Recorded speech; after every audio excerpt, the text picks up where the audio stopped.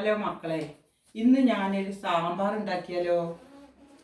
ഞാൻ അതിലേക്ക് കിഴങ്ങ്, ഉള്ളി, മുരിങ്ങാക്കായ, വെണ്ടയ്ക്ക, തക്കാളി ഇതെല്ലാം ഉപയോഗിച്ച് ഇന്ന് ഞാനൊരു സാമ്പാർ ഉണ്ടാക്കാം.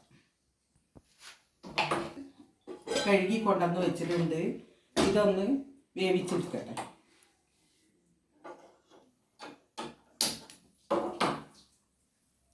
വെള്ളം ഒഴിച്ച് വെച്ചിട്ടുണ്ട്. പരിപ്പൊന്ന് തിളച്ചതിന് ശേഷം ഞാൻ ഈ കിഴങ്ങ്, ഉള്ളി അതിലേക്ക് ഇടും. മുരിങ്ങാക്കായും തക്കാളിയും വെണ്ടയ്ക്കൊക്കെ പെട്ടെന്ന് വേവുന്നതല്ലേ, അപ്പോൾ കിഴങ്ങ്, ഉള്ളി ഒന്ന് വേവാൻ വേണ്ടി അതിലേക്ക് ചേർക്കണം. ഈ തേങ്ങ അതിലേക്ക് ലേശം വറക്കണം.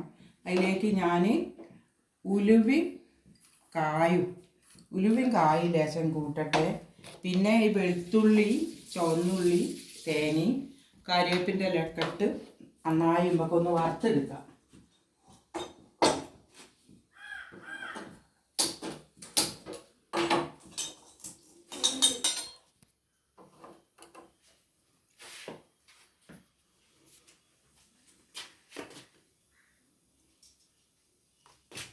ഉലുവയും കായും പൊരിഞ്ഞെടുക്കണം, നന്നായി പൊരിഞ്ഞെടുക്കണം. അതിനിത് ചേർക്കണം.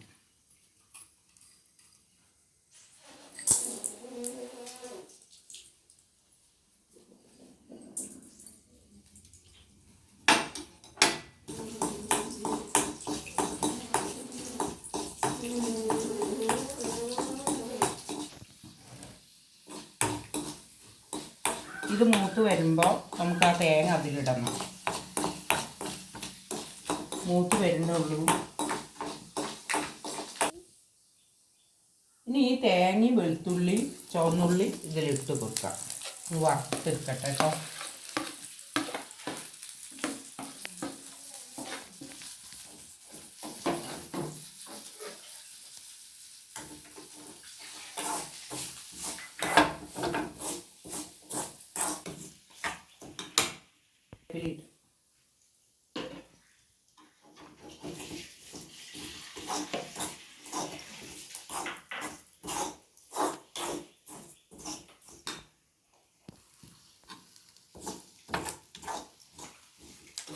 കഷ്ണം വേകുമ്പോഴേക്ക് എളുപ്പത്തിനാണ് ഞാൻ തേങ്ങ അറക്കാൻ നിൽക്കുന്നത്.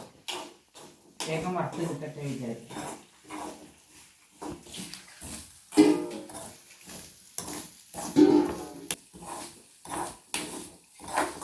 ഇത് സാമ്പാറിലേക്കുള്ള നല്ല പാകത്തിനുള്ള മൂപ്പായി.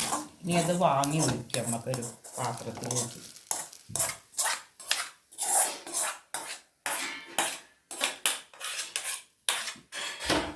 ഇനി നമുക്ക് ഈ വെണ്ടയ്ക്ക ഒന്ന് വാട്ടിയെടുക്കാം.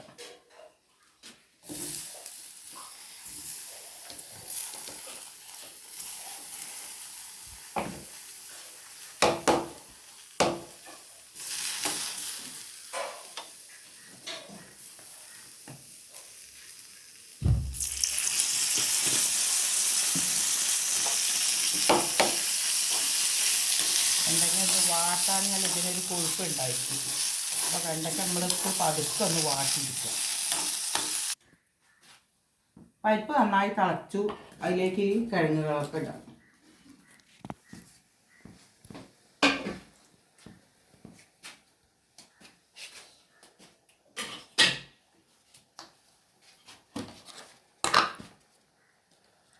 ഇതിൽ മഞ്ഞൾപ്പൊടിയും മല്ലിപ്പൊടിയും മുളകും കൂടി പൊടിച്ചതാണ്. അത് സാമ്പാറിലേക്ക് ലേശം കൂട്ടി കൊടുക്കട്ടെ.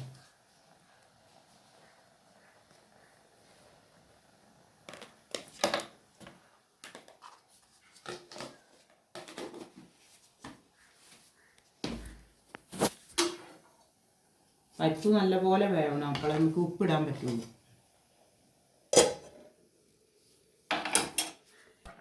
കഷ്ണങ്ങളൊക്കെ ഒരുവിധം വെന്തു. ഇനി നമുക്ക് ഈ വെണ്ടയ്ക്കും കൂടി അതിൽ ഇട്ട് കൊടുക്കണം. എന്നിട്ട് അതും കൂടി ഒന്ന് വേവട്ടെ.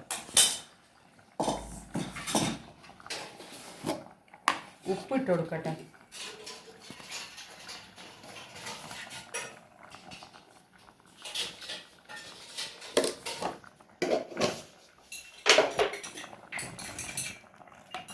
വെണ്ടയ്ക്ക ഇട്ടാലും പുളി പാരല്ലേ, കുറച്ച് പുളി ഒഴിക്കുക.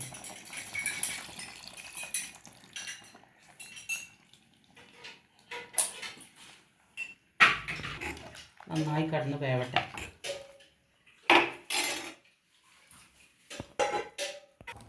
കഷ്ണം നല്ലോണം വെന്തു, സാമ്പാർ കഷ്ണങ്ങൾ നല്ലോണം വെന്തു. ഇനി നമുക്ക് അതിലേക്ക് ഈ തേങ്ങ അരച്ച് വെച്ച് ചേർത്ത്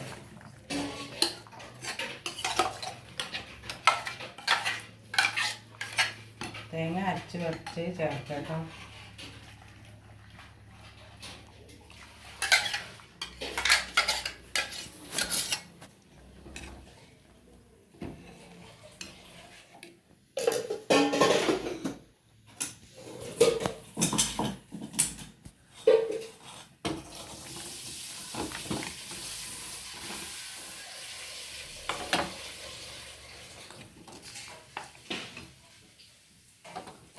ഇതിൽ നമുക്ക് ഈ കടുകൊന്ന് വറുത്തിടാം.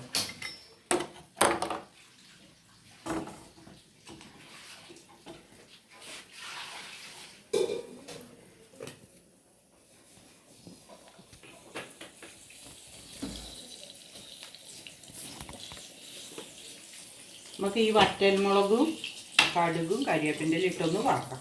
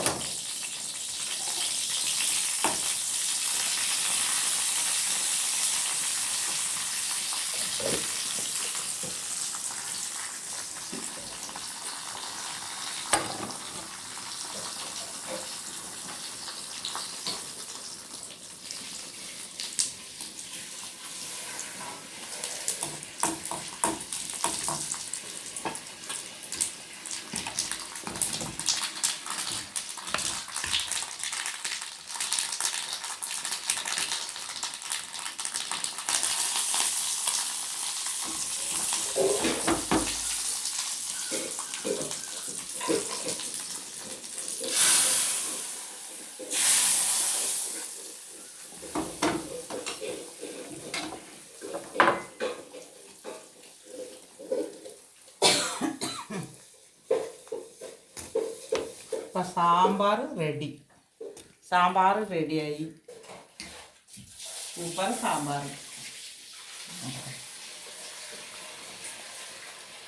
സൂപ്പർ സാമ്പാർ. അടുത്ത വീഡിയോ ആയിട്ട് വീണ്ടും കാണാം.